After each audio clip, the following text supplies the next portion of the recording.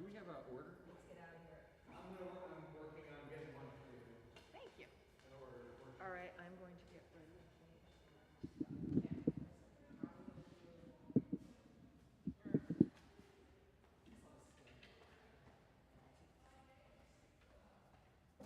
You have to get all this off here.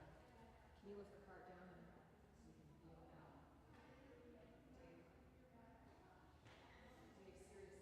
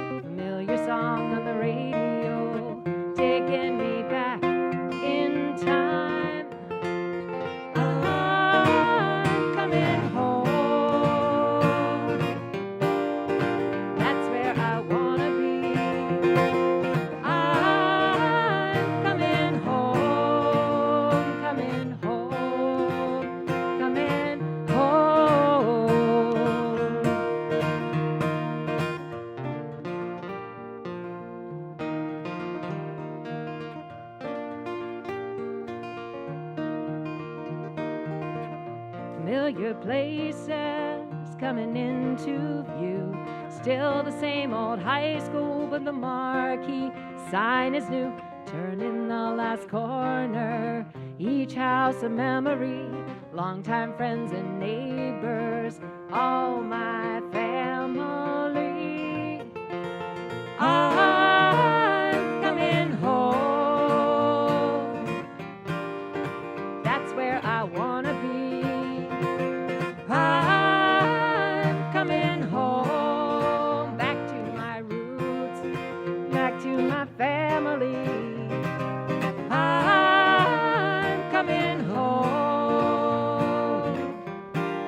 to the place that's part of me. I'm coming home, coming home, coming home.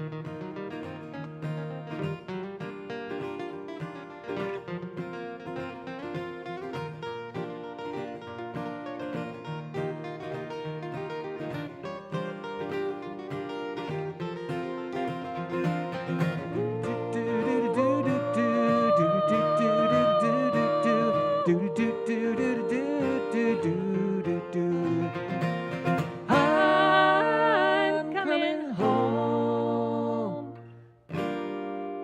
That's where I wanna be. I'm coming home, back to my roots, back to my family. I'm coming home to the place that's part of me. I'm coming home, coming home, coming home.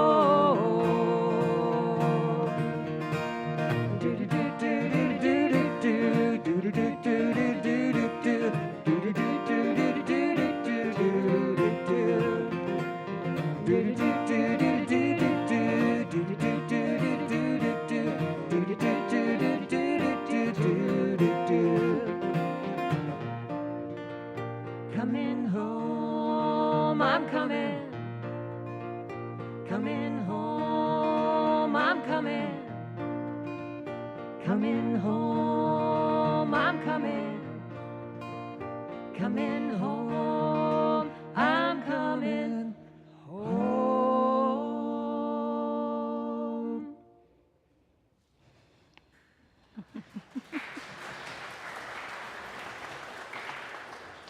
And with that, a very warm good morning and welcome to the First Unitarian Society of Madison. My name is Kelly Crocker. I'm one of the ministers here. Along with my colleague, the Reverend Kelly Asprooth-Jackson, we are joined by the worship team of Drew Collins, Daniel Carnes, and today our very special musical guests, Helen Avakian and Dave Irwin, and it is always a joy to have them with us. The vision of First Unitarian Society is growing souls, connecting with one another, and embodying our Unitarian Universalist values in our lives, our community, and our world. We look forward to greeting you at coffee hour outside on the landmark lawn, where you will also find some activities for all ages that will coordinate with today's service. So after service today, we will be drawing our dreams and the places that hold them outside on the glass windows all along the crossing. So we hope that you will stick around for coffee and conversation and to do some art and decorate the building with us. Then if you're visiting us today, welcome. We're so very glad you are with us. If you'd like more information about First Unitarian Society, our activities, and our programs, please find us at coffee hour or stop by the welcome table directly across from the center doors. And for those connecting with us virtually today, we are so very glad you are with us as well. We hope you'll be able to join us for our virtual coffee hour following today's service. The information for joining can be found on the homepage of our website, fusmadison.org, as well as on the slide that will be seen again after the postlude. Our announcement slides will also be shown briefly after today's service, and we encourage you to take a moment and learn more about our upcoming events and activities. One announcement about next week's service: it is our annual Blessing of the Animals service, and we would love your participation. So please consider bringing your well-behaved animals with you. If that's something you're comfortable with, we would love to bless your animals in person. If that is not something you're comfortable with, if perhaps your pets are like mine and cannot be brought around other people, please send a photo of your pets, and we'll include that in our slideshow. And if you have a beloved pet who has passed on, you can send a photo as well, and that will include in our memorial slideshow. And now I invite you to join in a moment of silence as we center ourselves and bring ourselves fully into this time, joining together once again in community.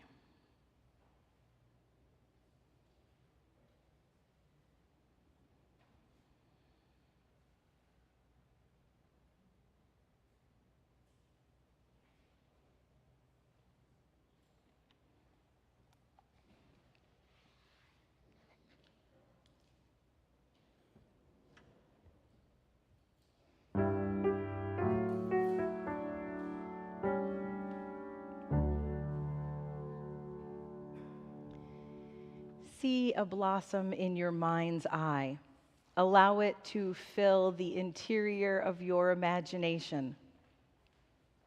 Greater perfection of form in nature cannot be imagined. With inward gaze, absorb each wondrous fluted petal. Slide down its humid surface until you drop as the dew into its velvety core. Immerse your senses in this safe chamber.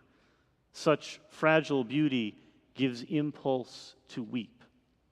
Slowly reverse the journey as you ascend toward wider light. Turn your imagination around and around to see its many facets. Stored within is the memory of all flowers. Marvel that this creation, while utterly fragile, yet undaunted, boldly buds forth, turning resolutely toward the sun. We, too, shimmer with expectation, exuding our own illumination, color, pulse, and scent. Vulnerable, still we venture our lives courageously toward hope and light, at once fragile and rooted. And I invite you to rise in all the ways we do as we join together in our words of chalice lighting.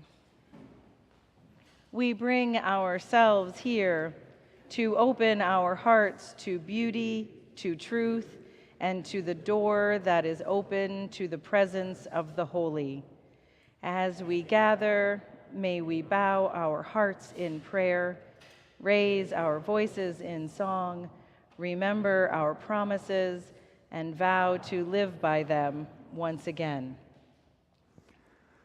Rise up, O flame, by thy light glowing. Show to us beauty, vision, and joy. And now let us rise in body, or stay risen in body and or spirit, to sing our opening hymn, Morning Has Come.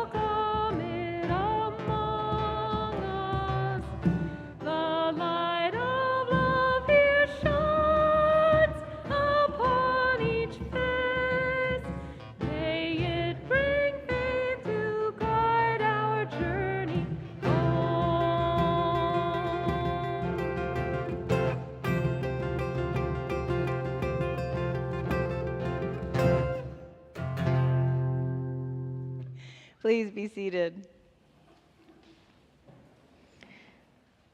Our first story today is a bit of an interactive one, so if anybody wants to come closer to see it.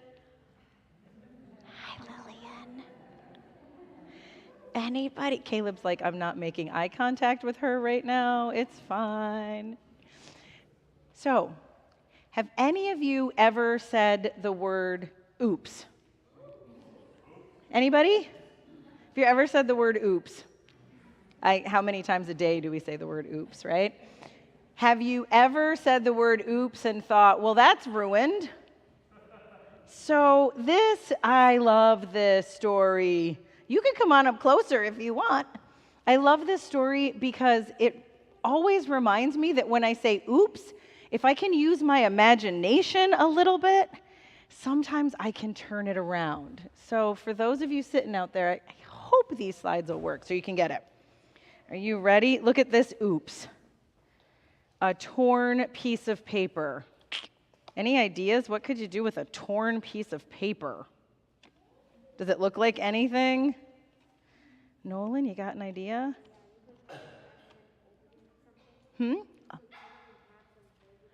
You can cut it in half and fold it into something. I love that. Let's see what they did. So a torn piece of paper is just the beginning.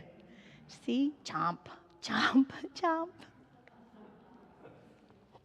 Every spill, does that look like anything to you? Yes. What does it look like, Caleb? What? You're seeing an elephant? I'm kind of seeing an elephant. How many people see an elephant up there? It's that long trunk, right? Every spill has lots. What are those? Are they puppies? I'm thinking puppies. Are you thinking kinda? Maybe not? Let's see. And lots? What's happening here? Look at this. Lots and lots. One more of possibilities. We did end up with an elephant, didn't we? All right, let's see. A bent piece of paper. Did you ever have a bent piece of paper? I'm going to give you a sneak peek. Are you ready? And then maybe you can guess. Does that look like anything? A penguin? Bump, bump, bump is something to celebrate. Look at that. They made a penguin face. I kind of love it. A little drip of paint. Okay, what does that first drip look like? What do you think? A doll? Yeah, what do you think?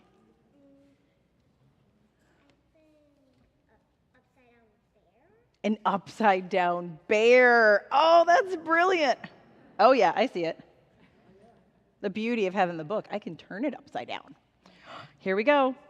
Let's your imagination run wild. They do a little piggy. Look at the little piggy. And I love the little piggy in the car. Splotchy paint wheels. A scrap of paper. Look at this newspaper. What? I know, right? What can you do with this scrap of newspaper?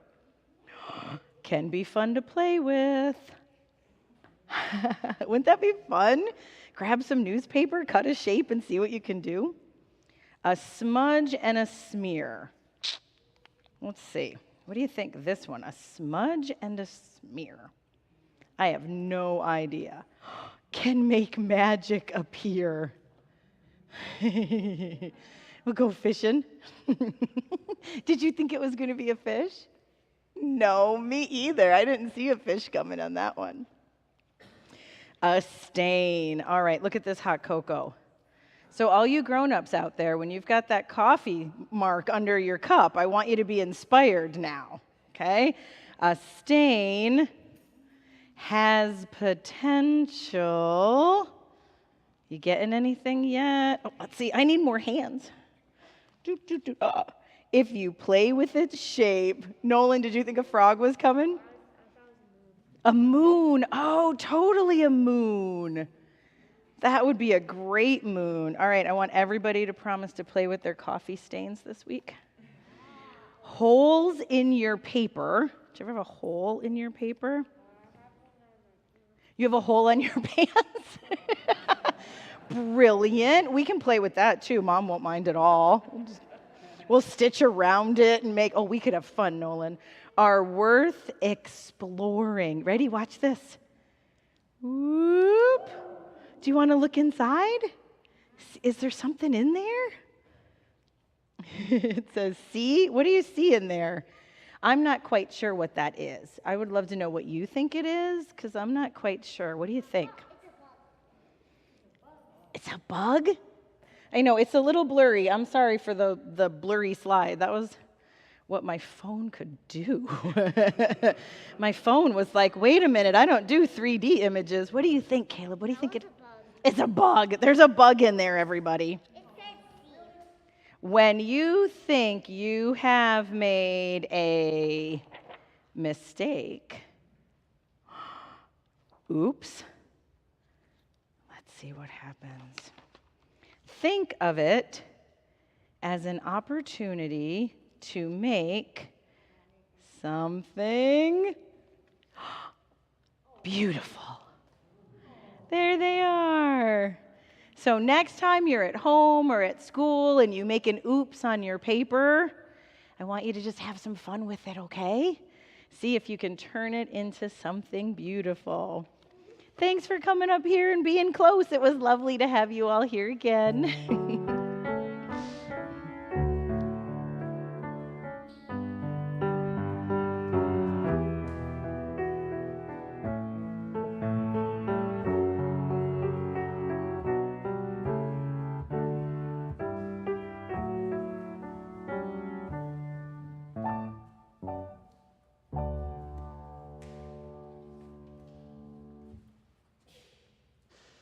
I invite you now into a time of giving and receiving, where we give freely and generously to this offering which sustains our community and also the work of our outreach offering recipient.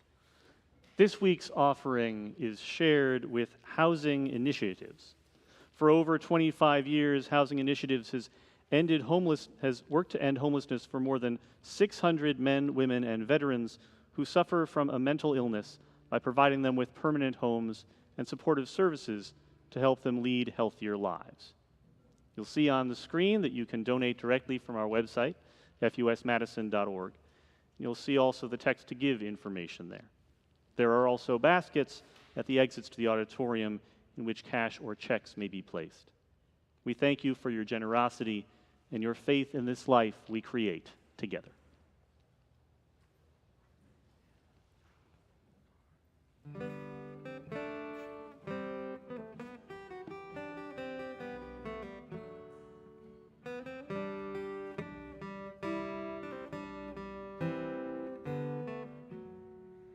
From a distance, the world looks blue and green, and the snow-capped mountains white.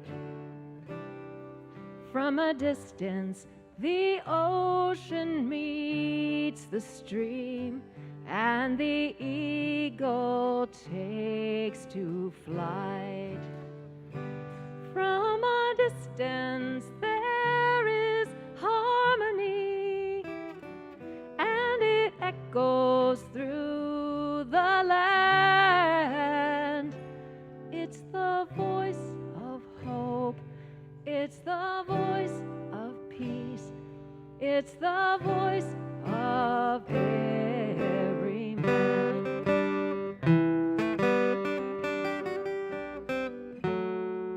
From a distance, we all have enough, and no one is in need.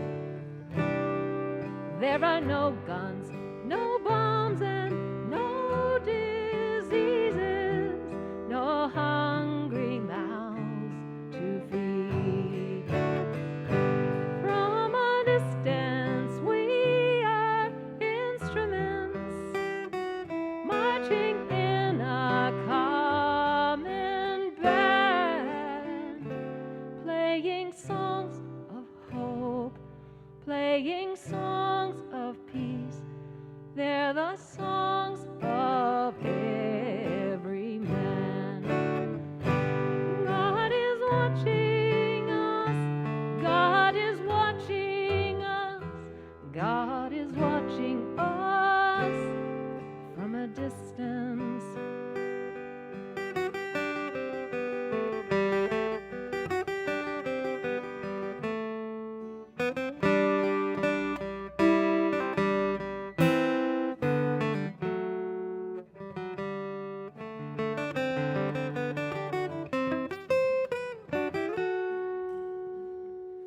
From a distance, you look like my friend, even though we are at war. From a distance, I cannot comprehend what all this war is for. From a distance, there is harmony, and it echoes through the land. It's the hope of hopes. It's the love of loves. It is the song of every man. It's the hope of hopes. It's the love of loves. It is the song of every man. God is watching us. God is watching us. God is watching us from a distance. God is watching us. God is watching us. God is watching us from a distance.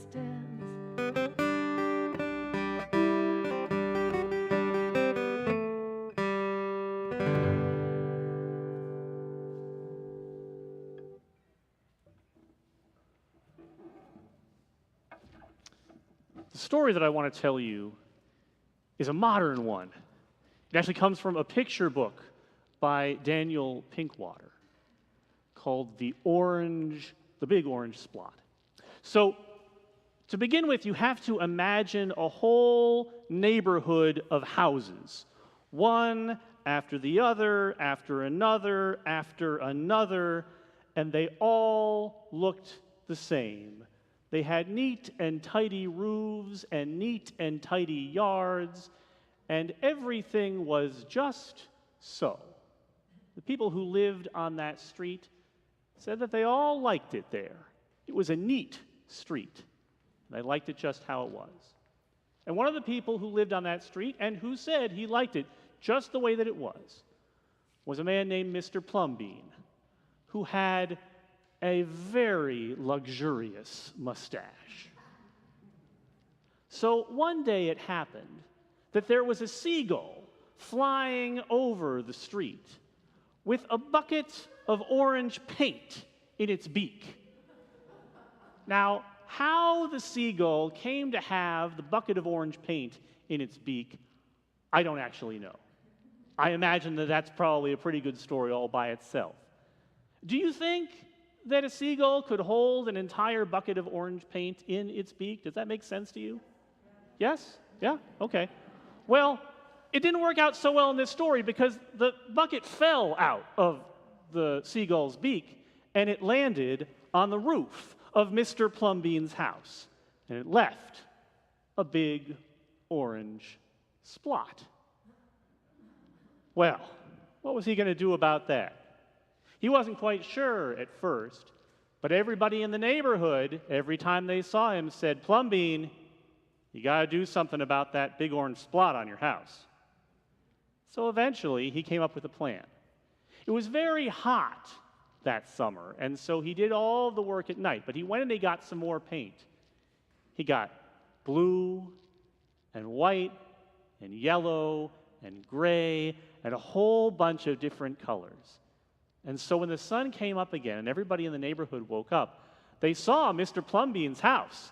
And it looked different from everybody else's. It wasn't just that there was a big orange spot on the roof. Now there were waves of color radiating out from it.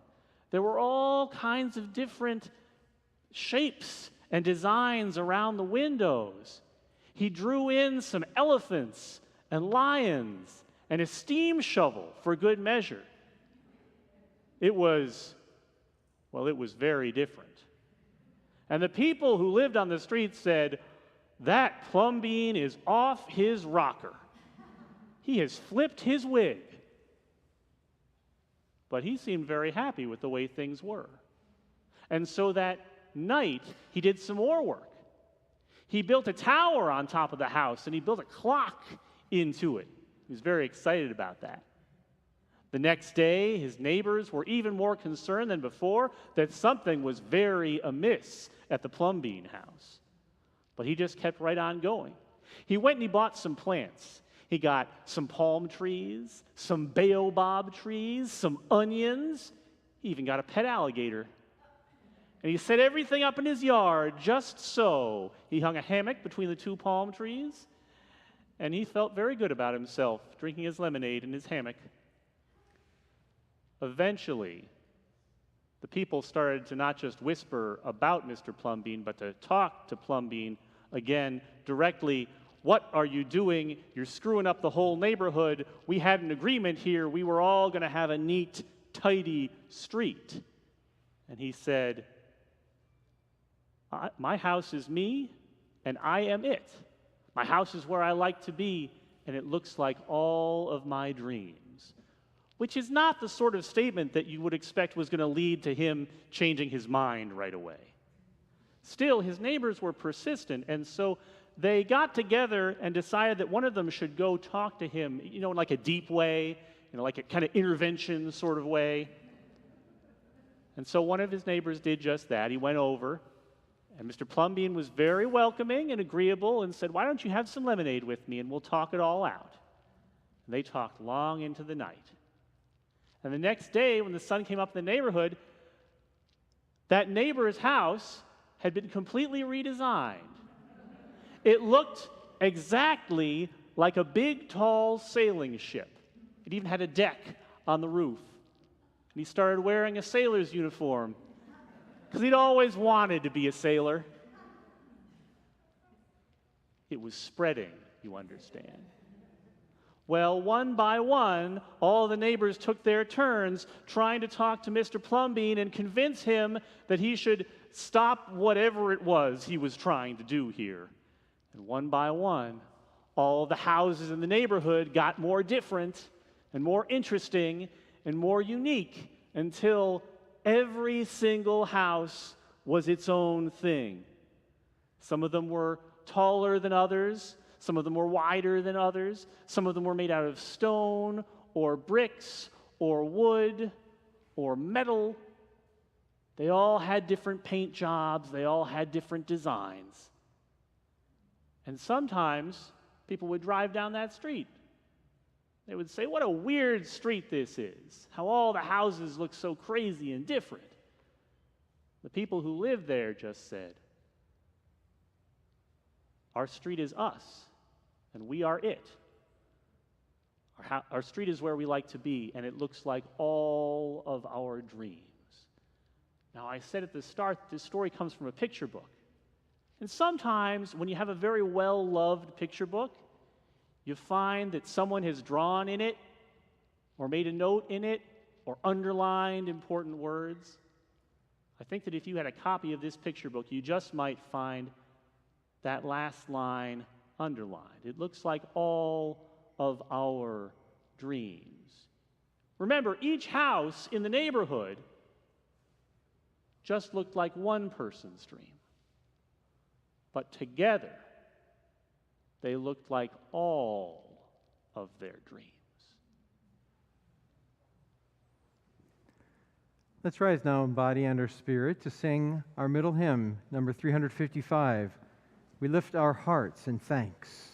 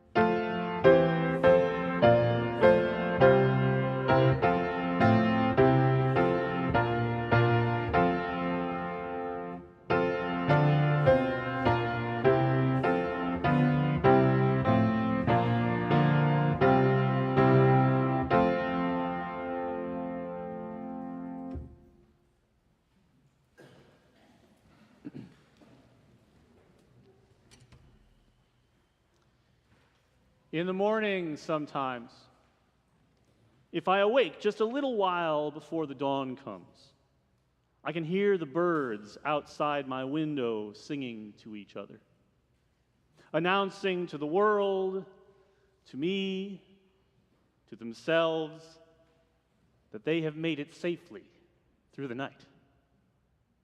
And shortly thereafter, the light of our sun strikes the part of the world where I live for the first time in many hours. I get out of bed and begin my day. My body complies with the instructions from my mind. I fill a glass partway with water and drink from it. I eat a little something, and the enzymes in my stomach and the good bacteria that live in my intestines set to work on transforming whatever that something was into fuel for the day ahead, transforming it into me. There are so many things, large and small, from the course of the earth around the sun to chemical processes you could not see without a microscope. So many things that go right each and every day. But the world is made up of much more than just the things that go quietly and consistently right each day. The earth is blessedly consistent in its orbit, but not every bird makes it through the night to sing just before the dawn. All of our bodies are gloriously different, but none of our bodies works exactly the way that we would like them to every moment of every day of our entire lives. Sometimes we spill our juice. Sometimes the power goes out. Sometimes a seed planted in the soil doesn't grow into anything. Sometimes a favorite shirt gets sent through the wrong laundry cycle and ruined. Sometimes a tree falls over in a storm. Sometimes we hurt each other's feelings. Sometimes people die. Countless things go right in the world each day, and still, a great many things, sometimes too many things, go wrong. Both of the stories that we heard earlier begin when something goes wrong, or at least when something unexpected or out of place happens. A plain white piece of paper gets torn. This becomes the smile of an alligator. A seagull drops a can of orange paint on Mr. Plumbean's house, and this becomes the whole reason for him to repaint his house and reimagine what it can be. Life is full of disruptions and disappointments, and a torn paper or a messy paint spill are only some of the very least of these. Because the world is beautiful, but it is not perfect. We are beautiful, but we are not perfect.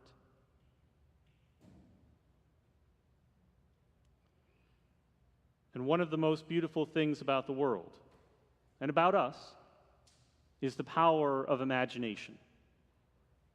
Now, maybe you think that I mean the ability to dream up new things that no one else has ever thought of before. And I don't not mean that. But I am talking about something more than that also. Something that we could not live without. When bad things happen, from the smallest disappointment to the gravest tragedy, it takes a few different things for us to feel the good again. Love, always, first and foremost. To love and to be loved is such a fundamental need. And hope, the sense that it is worth the work of whatever comes next, We always need both of these things. But in order to get from what is wrong to something right, in order to make good to follow the bad, transform ugliness into beauty, we have to be able to imagine something different, something better. Sometimes it's as simple as drawing a new picture around the mistake, and sometimes it's harder work, like holding on to the way things ought to be in defiance of the way things are. Imagination is not just the means by which we make beautiful pictures or come up with funny new songs, although both of those are wonderful things that it can help us to do. Imagination is the quality within ourselves that allows us to improve upon the world and ourselves, and to endure the inevitable loss that comes with being alive. It is how we turn a hole in the heart into a window onto the future. The activist and author Adrienne Marie Brown has a poem or a blessing for people doing the work of imagining, painting around the messes on life's canvas until they form something beautiful and true. Here are her words. A spell to cast upon meeting a stranger, comrade, or friend working for social and or environmental justice and liberation. You are a miracle walking. I greet you with wonder in a world which seeks to own your joy and your imagination. You have chosen to be free every day as a practice. I can never know the struggles you went through to get here, but I know you have swum upstream, and at times it has been lonely. I want you to know I honor the choices you made in solitude, and I honor the work you have done to belong. I honor your commitment to that which is larger than yourself and your journey to love the particular container of life that is you. You are enough. Your work is enough. You are needed. Your work is sacred. You are here, and I am grateful.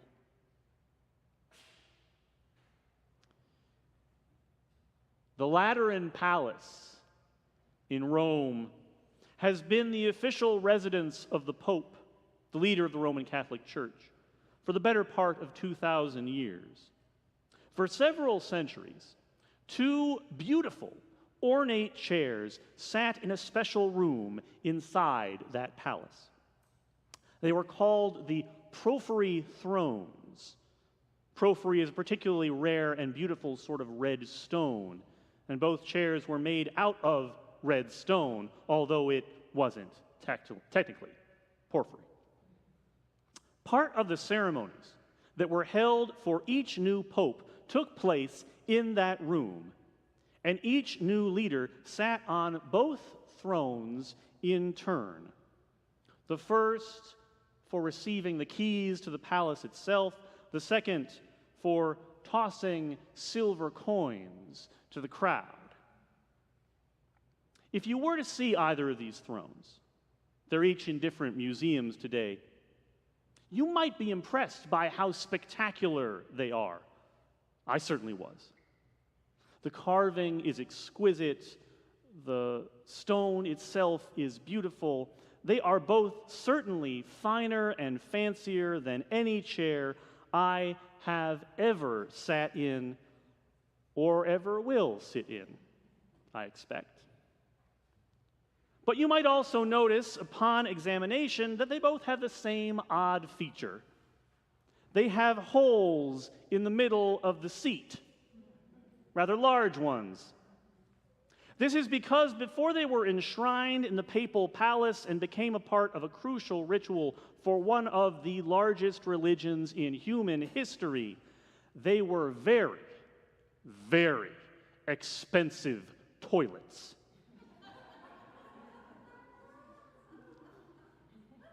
It's all right if you find that funny. There's a lot in life that is. But please don't think that I have shared this story for a laugh at the folks who repurposed those seats. Quite the opposite. This seems to me a fine example of how we can transform the meaning of something by finding a new purpose for it. How the power of imagination can make things that might be considered lowly or unworthy seem instead beautiful and important. It is a matter of finding the strange and often surprising ways in which what is can be reconfigured into what still yet might be. So whatever particular sort of imaginative work you have to do in the days and the week ahead, please hear this again. You are enough. Your work is sacred, and I am grateful.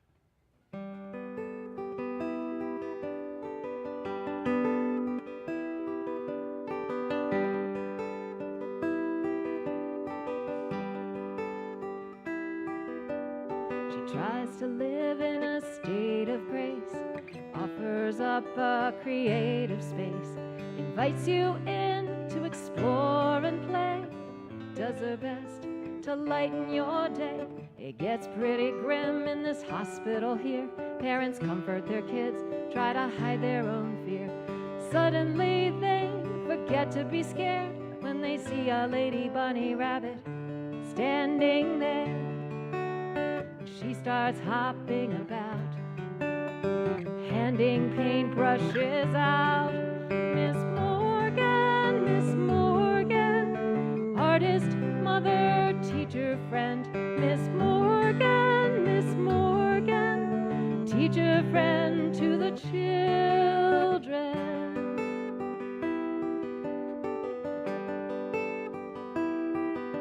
There's young J.D. out for a stroll with his sidekick Ivy Pole. Red-haired Ella loves to paint and draw. 3-year-old Cora holds hands with her mom. The kids paint rabbits in their own style. Then Miss Morgan asks with a smile, what would you like to be today? If you tell me I can paint your face that way. And JD says, now that I'm bald, can you paint my head like a basketball? Miss Morgan, artist, mother, teacher, friend. Miss Morgan, teacher, friend to the children. Picture what it's like to be a child. Dolphins on the ceiling, swimming wild. Horses with manes made of clouds, makes you wanna laugh out loud. Tall grass with an alligator peeking through it. The kids asked for it, so she drew it. Long day passed. The kids lie back in their beds. What they see last are her pictures playing in their heads.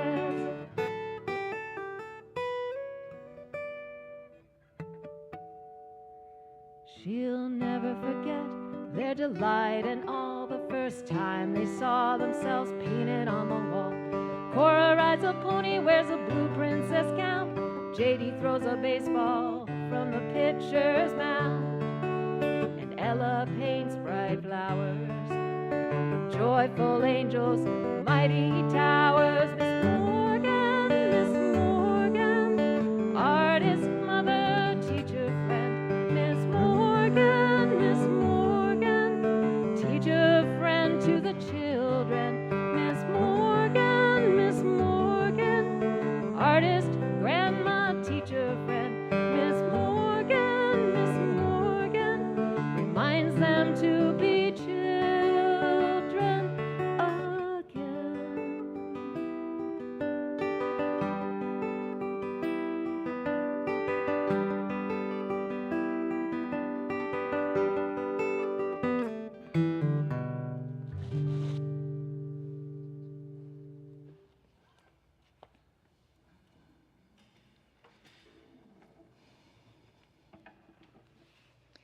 We gather each week creating a community of love and support, a place and a time where we can share the celebrations and the sorrows of our days.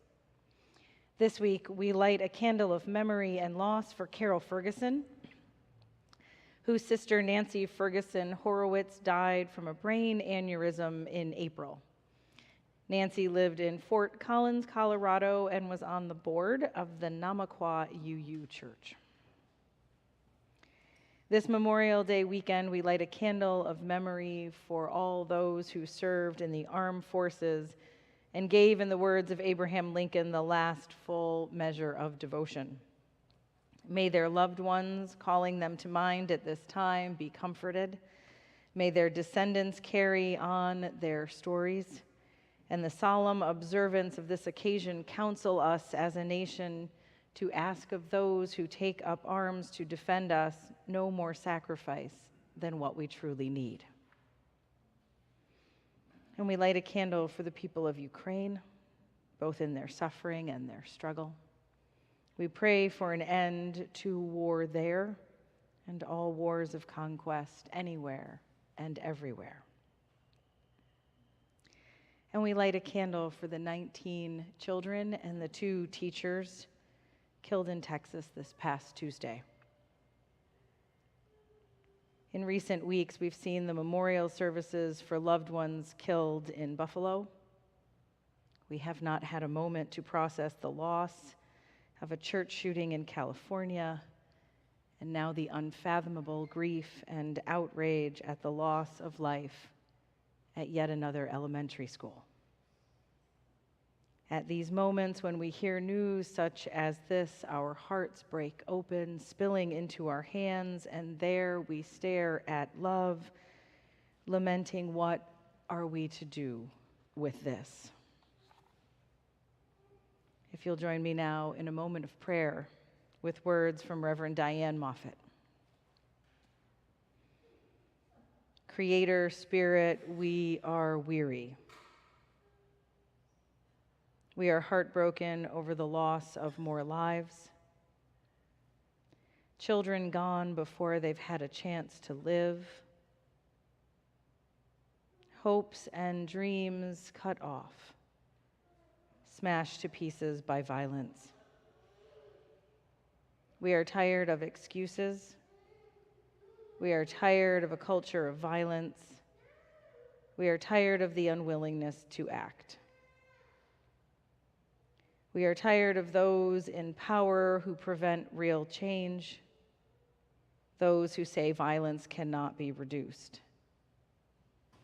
Our hope and our strength needs renewal to continue the fight for justice, to fight for safe places for our children, for all people. Send us the strength we need. Turn our sadness into compassion. Turn our tiredness into advocacy. Use us, Spirit of transformation. Work through us. And when necessary, work in spite of us to mend the brokenness, to bring healing, to create a realm of peace on earth. May we pledge ourselves today and always to be bearers of love in this world, wherever we may be. A love that heals us, holds us, a love that will not let us go. Blessed be, and amen.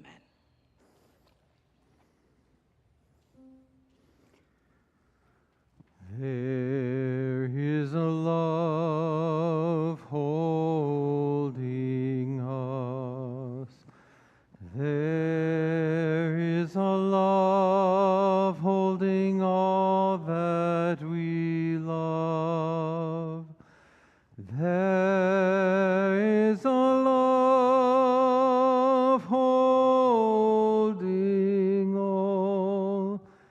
We rest in this love. And now let's rise in body and our spirit and sing together hymn number 77, Seek Not Afar for Beauty.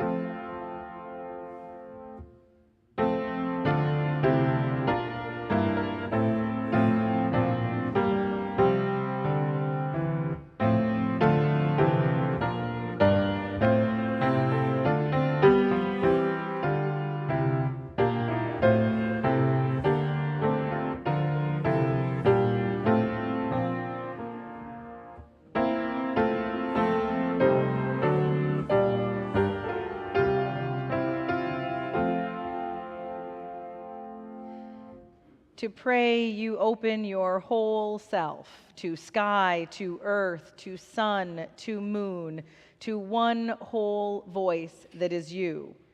And know there is more that you can't see, can't hear, can't know except in moments steadily growing, and in languages that aren't always sound, but other circles of motion. Like eagle that Sunday morning over Salt River, circled in blue sky, in wind, swept our hearts clean with sacred wings. We see you, see ourselves, and know that we must take the utmost care and kindness in all things. Breathe in knowing we are made of all this, and breathe knowing we are truly blessed because we were born and die soon within a true circle of motion, like eagle rounding out the morning inside us. We pray that it will be done in beauty. In beauty. Go in peace. And please be seated for the postlude.